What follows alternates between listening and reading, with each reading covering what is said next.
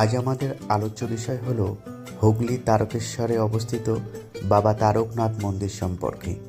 তাই ভিডিওটি শেষ পর্যন্ত দেখতে থাকুন। Welcome to we love Hindustan.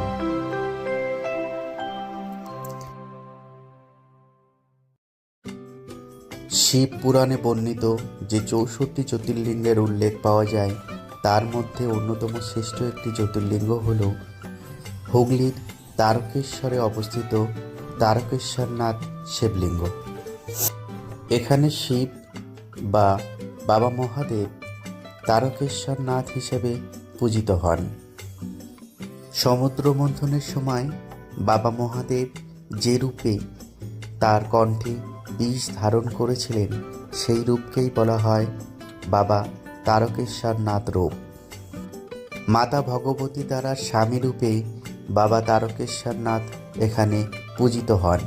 তাই এই মন্দিরের সাথে তারাপীঠের তারা মন্দিরের যে সম্পর্ক থাকবে তা বলাই বাহুল্য।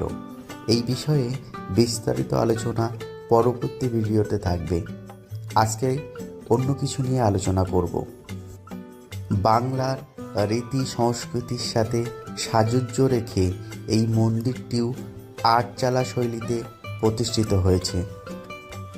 এই মন্দির প্রতিষ্ঠার সময়কাল ধরা হয় 1729 খ্রিস্টাব্দ।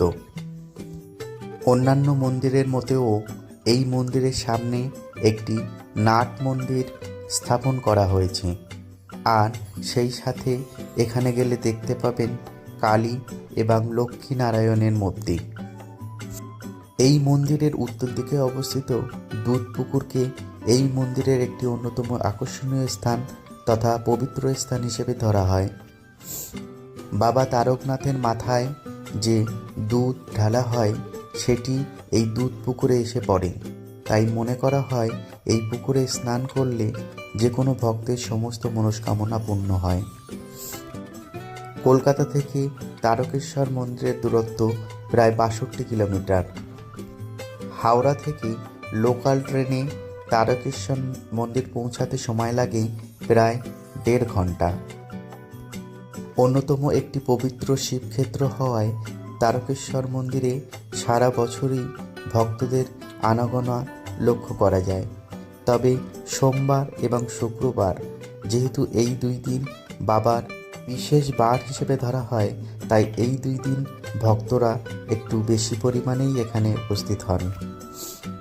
সারা বছর এই মন্দিরে ভক্তদের আনাগোনা থাকলেও বছরের 2টি মাস চৈত্র এবং শ্রাবণ মাসে এখানে লক্ষ লক্ষ ভক্তদের ঢল নামে। তারকেশ্বর মন্দিরে খালি পায়ে এবং বাড়ি থেকে হেঁটে এই মন্দিরে পৌঁছানোর রীতি প্রচলিত থাকলেও বর্তমান দিনে বহু ভক্তই ট্রেনে করে আসেন। হুগলির বৈদ্যবাটির নিমাইতীর্থ ঘাট থেকে জল তুলে সেটি বাঁকে করে বয়ে নিয়ে গিয়ে শিবকে স্নান করানোর এক বিশেষ রীতি প্রচলিত আছে।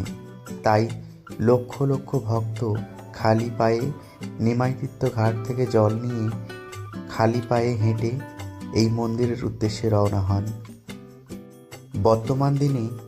বর্তমান রাজ্য সরকার এবং স্থানীয় প্রশাসন এবং বিভিন্ন স্বেচ্ছাসেবী সংস্থার সহযোগিতায় ভক্তদের জন্য বিশ্রাম নেওয়ার বিশেষ আয়োজন করা হয়ে থাকে।